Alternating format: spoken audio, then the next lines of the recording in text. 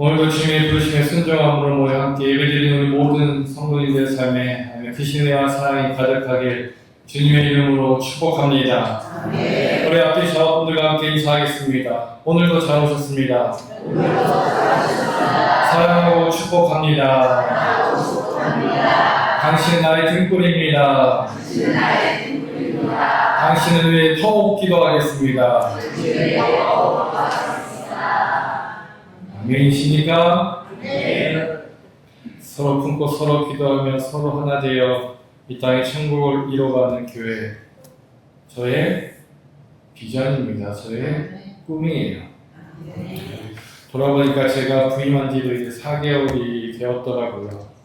눈 깜짝할 새 4개월이 지난 것 같은데 여러분들은 어떠하십니까? 새로운 다임자를 맞이하여서 이 4개월간 어떤 마음으로 예배하고 또 어떤 마음으로 신앙생활하고 계십니까? 누군가는 새로운 변화를, 또 누군가는 이전에 어떤 익숙함을 원하며 오늘 신앙생활하고 계실지 모르겠습니다. 사실 모두의 마음에 합한 자가 되기도 쉽지 않을 뿐더러 또 모두의 바람을 충족할 만한 위인이 되지도 못합니다. 누가요? 제가요. 그럼에도 불구하고 세움받은 자리에서 여러분들과 신앙생활하고 있어 무엇보다 주님 안에 행복한 신앙인이 되길 바라는 마음입니다. 행복하며 단순히 기분이 좋은 것만을 의미하지는 않습니다. 행복한 자리에 여러분 벗어나지 않아요.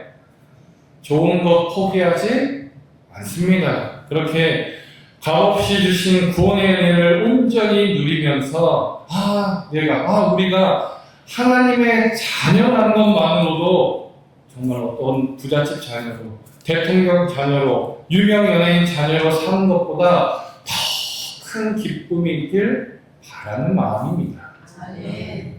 바라기는 계속해서 저와 함께 신앙생활하는 동안 주의 자녀로 살아간다는 것이 여러분의 삶이고 제가 그렇거든요. 저는 그것만으로도 너무 행복합니다. 제가 지난번에 한번 노래도 부르지 않았습니까? 난 참 행복합니다.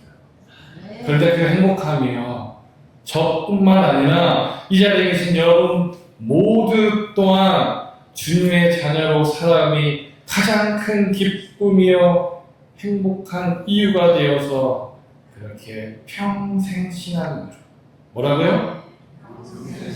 평생 신앙인으로 끝까지 하나님만 바라보며 살아가시길 주님의 이름으로 축복합니다. 아멘. 저는 오늘 여러분과 함께 맡길만한 자로라는 제목으로 말씀을 좀 나누고자 합니다. 오늘 우리는 고린도 교회의 모습을 살펴보면서 사명자로 살아간다는 것이 어떤 의미인지를 좀 살펴보고자 하는데, 아시다시피 고린도 교회에 이 교회 내에 파벌 싸움이 있었다 했습니다. 그리스도파, 사실 무파예요. 이 자리 저 자리 피자예요. 그래서 자기들끼리는 그냥 그리스도파라 그랬대요. 또 베드로파, 아볼로파, 그리고 바울파.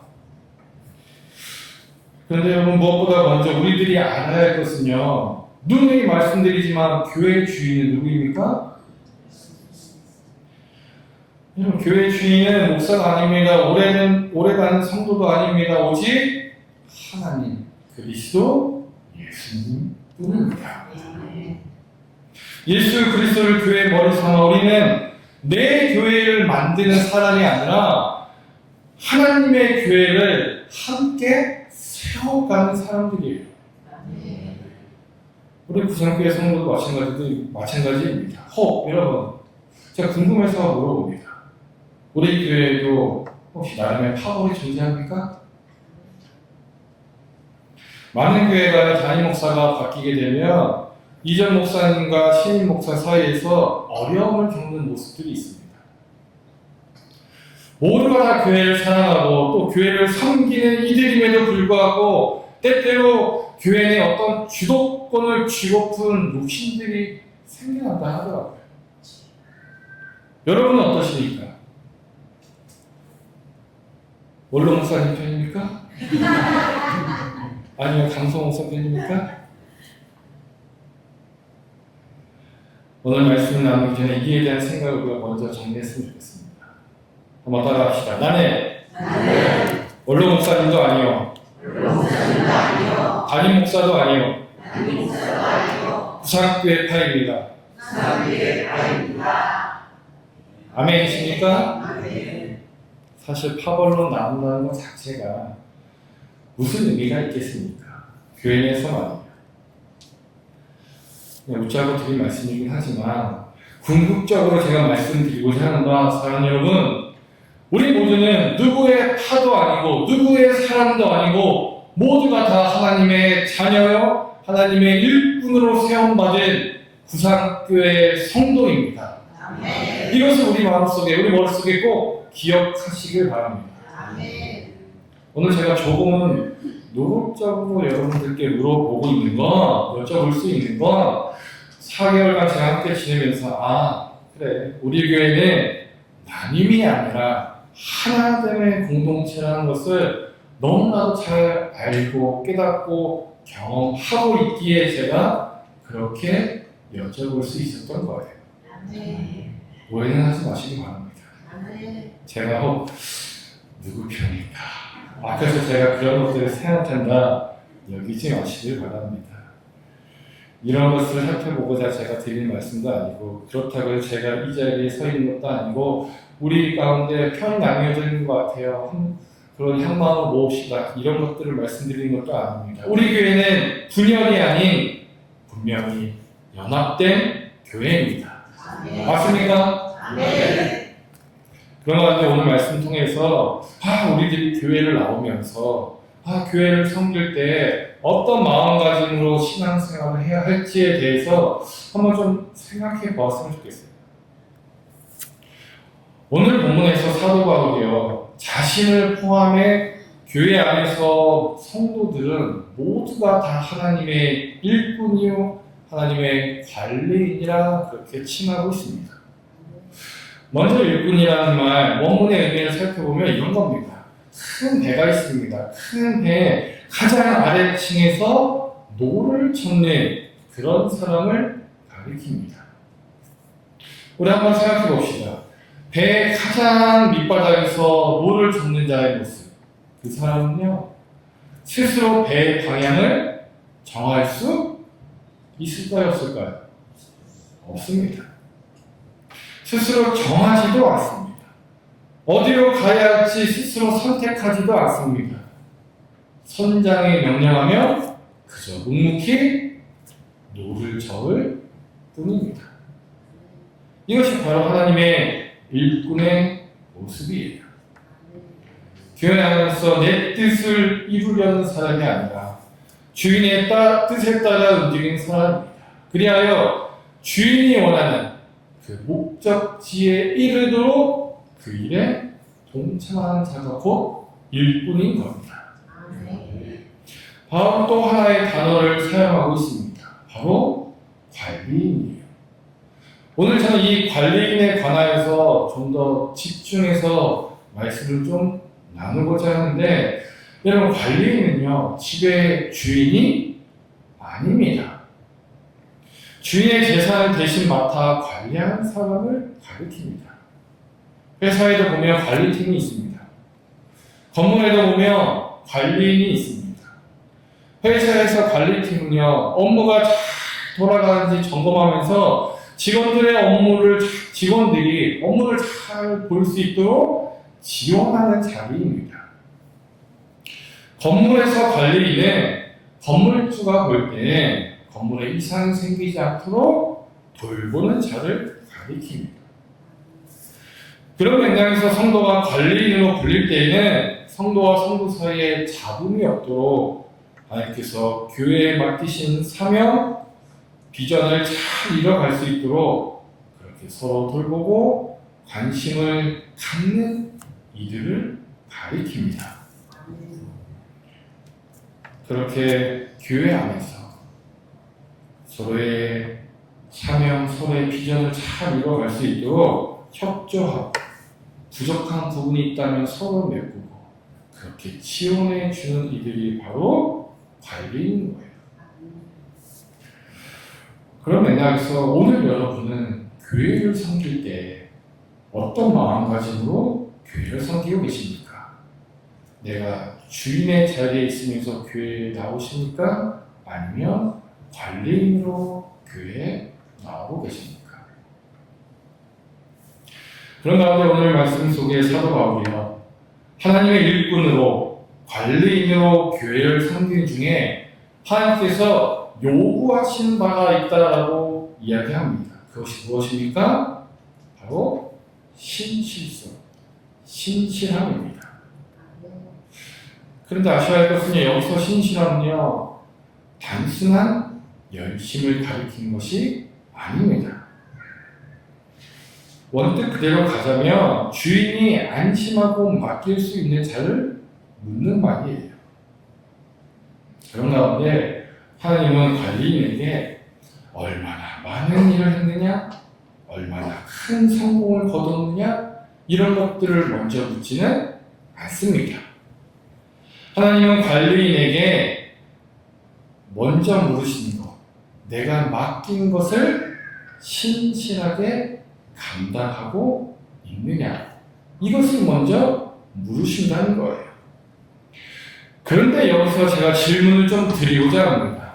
여러분, 교회를 다니는 중에, 여러분들이 교회를 섬기는 중에 하나님께서 여러분에게 맡기신 것이 무엇이라 생각하십니까? 질문이 좀 어려운가요? 일반적으로 하나님께서 여러분들에게 맡기셨다 하면 생각나는 것들이요, 사역, 직분, 헌신, 봉사, 그렇게 일적인 것들을 먼저 떠올리게 되어 있습니다. 그런데 아셔야 할 것은요, 교회를 나올 때, 교회를 섬길 때 하나님께서 여러분에게 먼저 맡기신 것이 있는데, 그것은 다름 아닌 바로 옆에 있는 누구일까요? 누구야? 내 아들, 내 딸, 내 친구, 내 가족, 교회 안에서 뭐라 부릅니까? 성도. 하나님께서 여러분에게 교회를 다닐 때, 교회를 섬길 때 제일 먼저 맡기신 것은 일이 아니라 사람입니다. 이게 무슨 말이냐면, 여러분, 하나님께서 여러분에게 부산교회를 다니게 하셨을 때에는요, 함께 신앙생활하는 성도들을 섬기라고 부르신 겁니다. 많은 성도님들이요, 제가 나이가 많고 적음을 떠나서 담임 목사로서 너무나도 잘 섬겨주고 계십니다. 제가 어디서 이런 대접을 받겠습니까? 그런데요, 그런 대접이 여러분들에게 있어서 담임 목사님 저뿐만 아니라, 또 오랫동안 교회를 이끄셨던 우리 원로 목사님뿐만 아니라 계속해서 함께 신앙생활을 하고 있는 지금 바로 여러분의 옆자리, 여러분의 앞자리, 여러분의 뒷자리에 계신 성도님들에게도 있어야 되더라는 거예요. 옆에 분 한번 바라봅시다. 앞에 분도 한번 바라봅시다. 뒤에 분도 한번 바라봅시다. 지금 바라보신 얼굴, 내가 섬길 만한 사람입니까? 아니면 내가 무시하고픈 사람입니까? 이것이 오늘 사도 바울이 말하는 신실함의 의미예요. 분열된 교회에서 지금 사도 바울이 신실함을 찾고 있습니다. 일반적으로 신실함이라 하면, 예, 맞습니다. 하나님 앞에 정직하고 하나님 앞에 말씀대로 순종하는 것, 이것이 신실함입니다. 그러나 오늘 본문은 단순히 평온한 교회에서의 어떤 사역하는 중에 해야 될 신실함을 의미한 것이 아니에요. 분열된 교회라는 그 대전제가 존재합니다. 그런 곳에서 하나님께서 먼저 맡기신 것은 단순히 일이 아니라 먼저 사람이라는 겁니다. 교회 안에서 우리에게 먼저 내가 아닌 타인, 함께 신앙생활하는 다른 성도들을 맡기셨음을 먼저 깨달아야 합니다. 그런 가운데 성도 간에 서로 품어주고 서로 존중해주고 서로 격려하면서 나의 믿음만 자라는 것이 아니라 함께 신앙생활하는 상대의 믿음 또한 단단해지고 더욱 자라도록 섬기는 삶. 이것이 사도 바울의 그 신실함 속에 담겨진 숨겨진 뜻입니다. 이것이 사도 바울이 말하는 신실함의 더 깊은 의미예요. 사랑하는 성도 여러분, 교회에서 무엇을 해야 할지 일을 보기 전에 누구를 섬겨야 할지 사람을 먼저 바라보시길 바랍니다. 그리할 때 교회는 분열을 향해서가 아니라 연합을 향해 나아가게 되는 겁니다. 분열, 쉬운 말로 하면요 이런 거잖아요. 누군 좋고 누군 싫고 누군 마음에 들고 누군 마음에 들지 않아서 그저 마음 맞는 사람들끼리 끼리끼리 엮여 있는 것을 가리키는 것이 바로 분열이에요. 오늘 말씀 통해 분열하여서 서로 공격하고 다툼이 있었던 고린도 교회 교인들에게 사도 바울이 너희가 진정한 하나님의 일꾼이요 관리인이라 생각한다면 교회를 세워가는 데 있어 나 아닌 모든 성도를 내가 가장 좋아하는 그 한 사람처럼 여기고 대하는 그런 믿음의 넉넉함이 있어야 함을 가르쳐주고 있는 말씀입니다. 사랑하는 여러분, 오늘 말씀의 제목을 맡길 만한 자로라고 한번 정해보았습니다. 끝말잇기예요. 끝말잇기. 제가 맡길 만한 자로라 그러면 여러분들이 뒤에 이어질 문구를 한번 저에게 말씀해 주시는 겁니다. 한번 여러분에게 제가 먼저 선창하겠습니다. 맡길 만한 자로. 그래야 여러분들 저에게 뭐라 하셔야 될까요? 생각나는 대로 한번 말씀하세요. 오늘 말씀은 끝났어요. 어려운 거 아닙니다. 한번 따라합시다. 맡길 만한 자로. 살아갑시다. 사랑하는 성도 여러분, 맡길 만한 자로 살아갑시다. 여러분들에게 무엇을 맡기셨다 했습니까? 누구요? 나의 모든 성도를 다 맡기셨다 했습니다. 왜요? 나와 더불어 함께 성장하여 내가 섬긴 교회가 온전해지기 위함이라.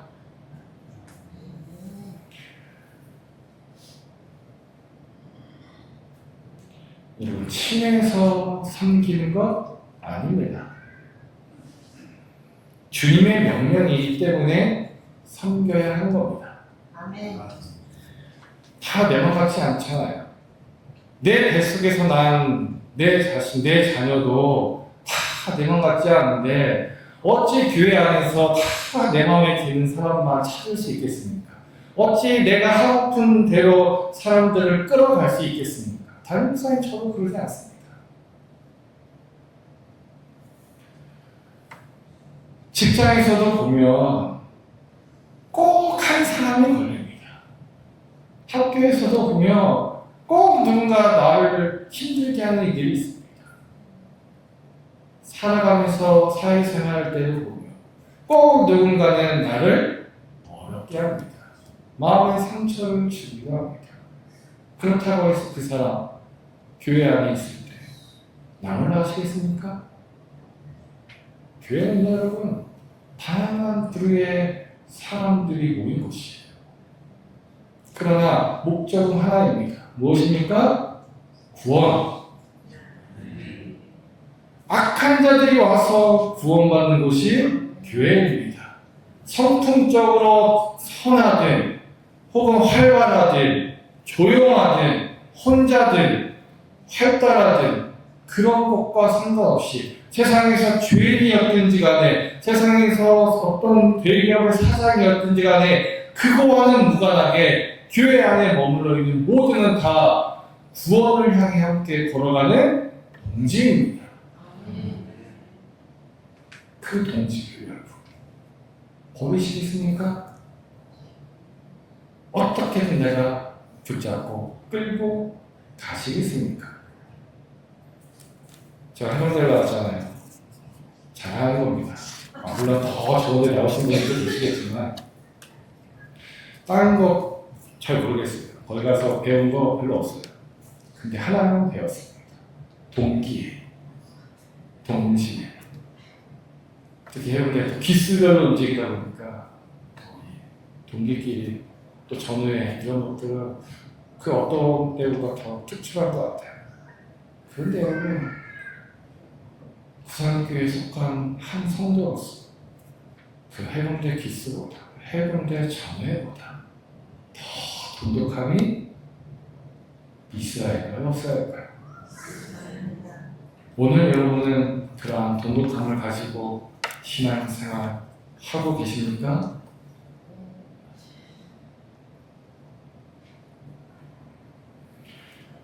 세상도 그렇지만 교회도 마찬가지입니다. 혼자 신앙생활 잘한다 해서 교회가 부흥하는 거 아닙니다.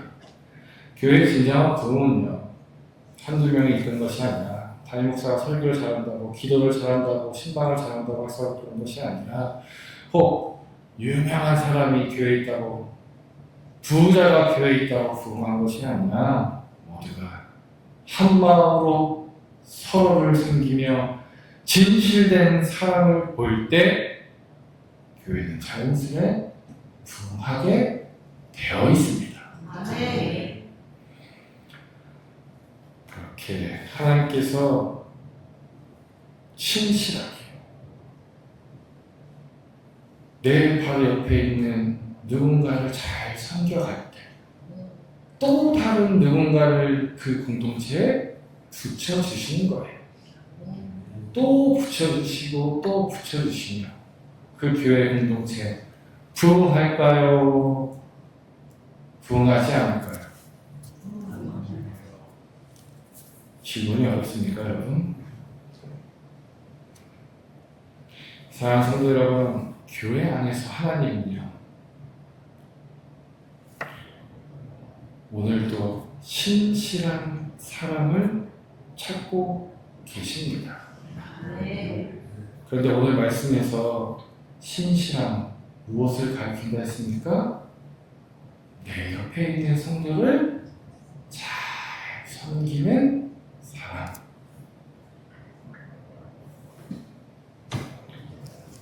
신실하다 해서 여러분 단순히 신앙생활을 잘하는 것만으로 치부하지 마시기 바랍니다. 공동체를 섬긴 중에 나 혼자 열심히 신앙생활하는 것 반쪽 신앙이에요. 함께 구원받은 백성으로 온전한 기쁨을 누리며 신앙생활하는 것이 완전한 신앙생활인 겁니다. 그리할 때 비로소 우리 교회 제가 꿈꾸는 이 땅 천국 구산교회가 되는 것입니다. 사실 교회 일꾼이라 하니 관리인이라 하니 헌신 봉사의 부분을 타는 거 아닌가 생각하실 수 있습니다. 맞아요. 교회 일꾼이라 하면 하나님께 주신 사명을 감당하면서 교회에 열심히 헌신하고 봉사하는 이들을 가리킵니다. 이와 관련돼서는 제가 금요일날 다시 말씀을 드릴 거예요. 오늘 본문 가지고 또 이제 사역에 관하여서 금요일날 말씀을 또 좀 나누긴 하지만 어쨌든 오늘 핵심은 이런 겁니다. 오늘 분열된 그 고린도 교회를 바라보면서 우리가 헌신하고 우리가 교회 안에서 봉사하는 그 모든 일들에 이유와 목적에 대해서 한번 생각해 보자는 겁니다. 여러분이 찬양팀으로 섬기는 이유, 여러분들이 성교회 회장으로 섬기는 이유, 리더로 섬기는 이유, 교사로 섬기고 식당 봉사로 섬기고 하는 근본적인 이유가 무엇입니까?